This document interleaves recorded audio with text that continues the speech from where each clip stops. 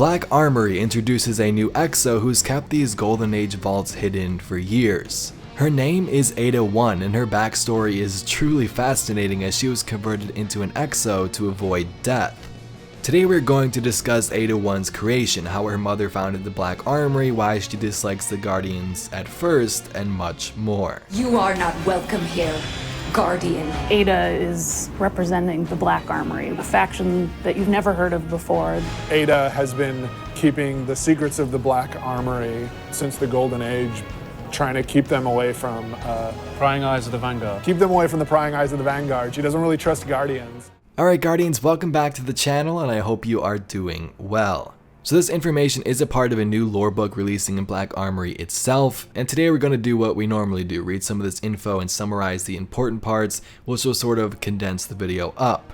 If you would like a full story read through, kind of like I did with the Varix video, definitely let me know and I'll get on that as well. I'm also doing that for the Shin Malphur and Drifter lore book, but it's going to take a while because we got a lot of Black Armory stuff to get to. So like I said, definitely let me know and let's get into this story. This whole story is told from the perspective of Aida-1's mother Henriette, who founded the Black Armory with 2 other people. Essentially, this is a journal she created of the Armory's backstory, the Darkness Invasion, and how her daughter got converted into an exo and became Aida-1.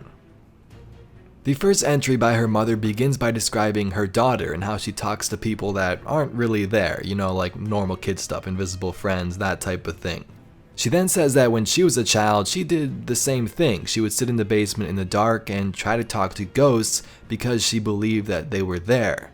She then compares this to the reality when it comes to the universe and the Traveler. She says, "My daughter is not old enough yet to comprehend the Traveler, but she is impressionable enough to become weakened by it like the rest of society should I let her.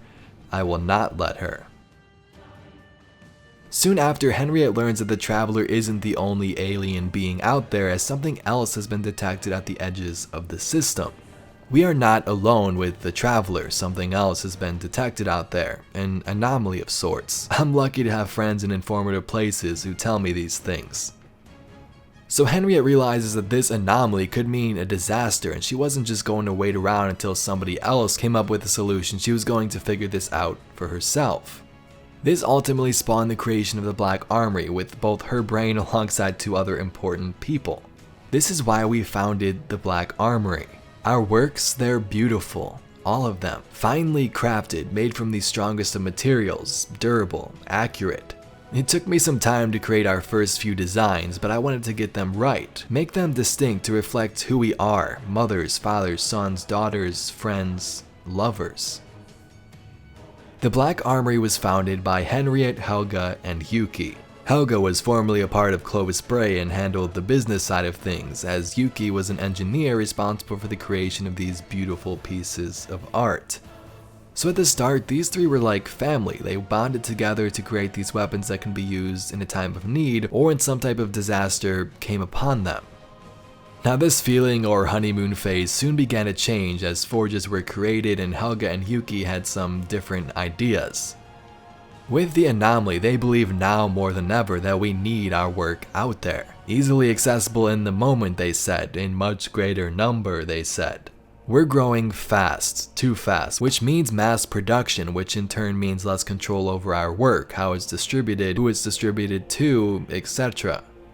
It means more weapons to defend ourselves, yes, but not in every single person's hands. That was not my vision. Power without control leads to chaos. It's a give and take. So Henriette ends up agreeing with them, saying, it's probably for the Armory's best interests, and they move forward with production.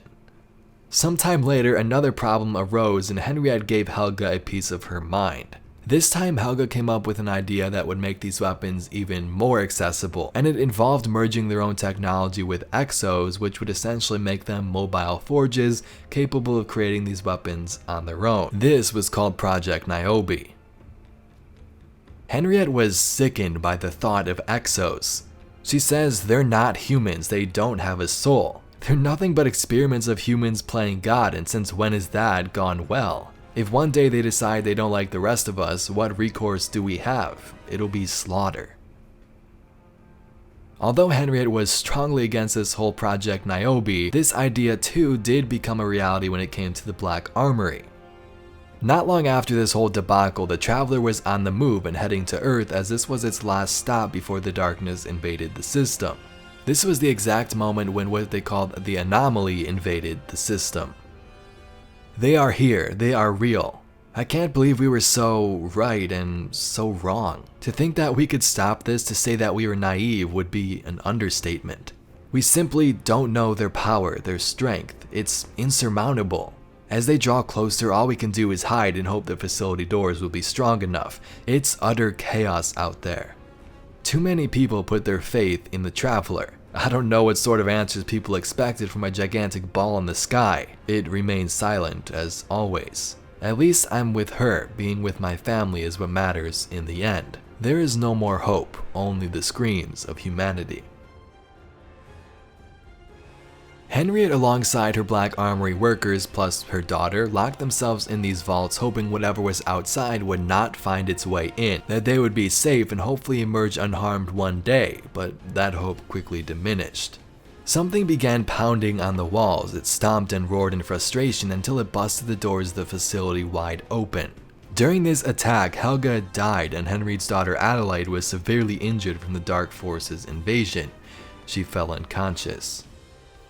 This was when Henriette made the tough, impossible decision to convert her dying daughter into an exo to try and save her life. She couldn't die, not now, she had so much left to live for.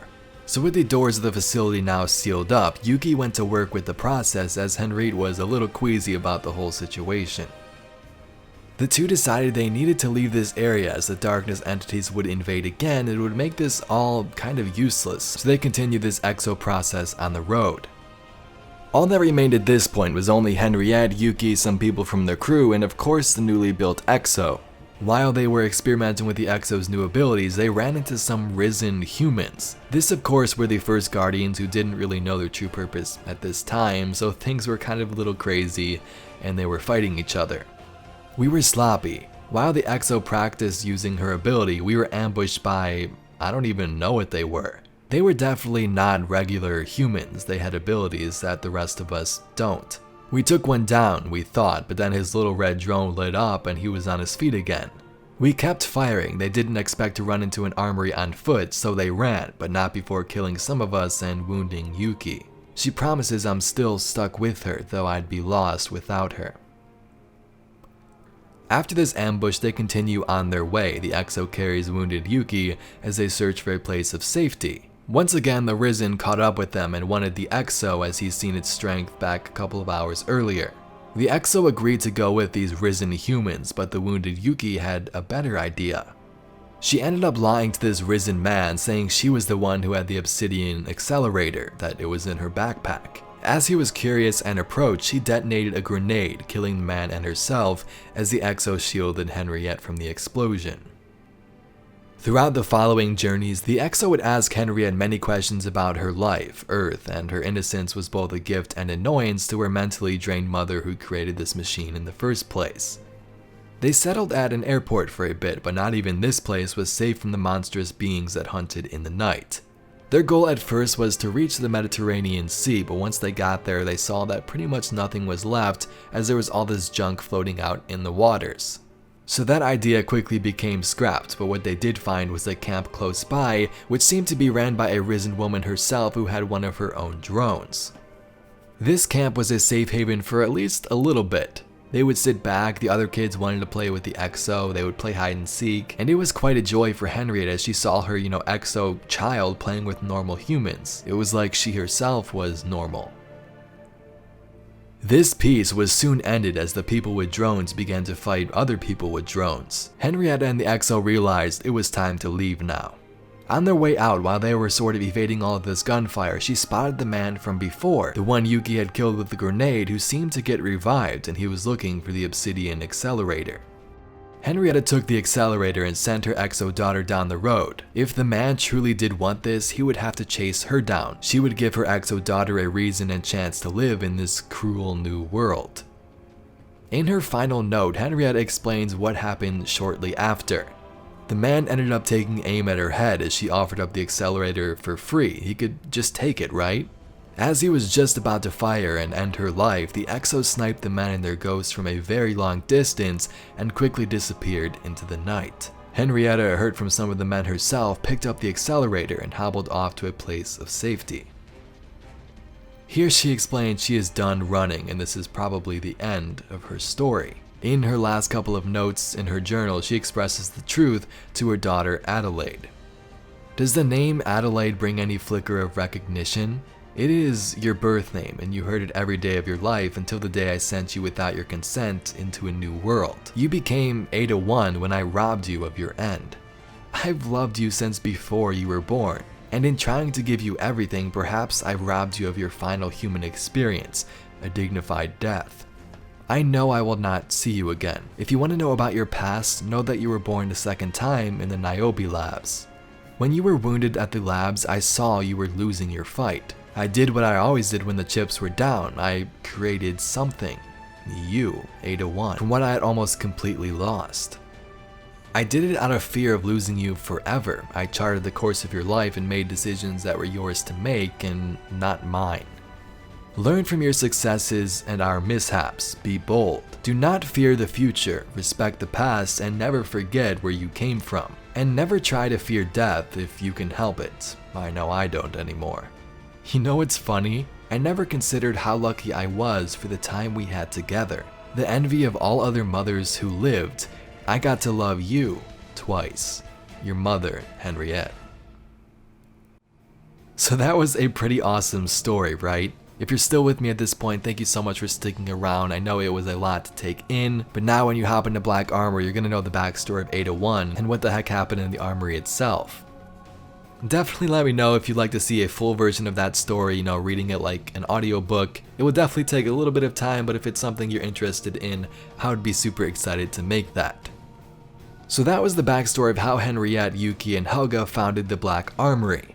The darkness then invaded, which forced them to spread their weapons wherever they could in the hopes they could fend off this dark threat. Helga ended up dying, Adelaide was injured, and soon became the Exo Aida-1.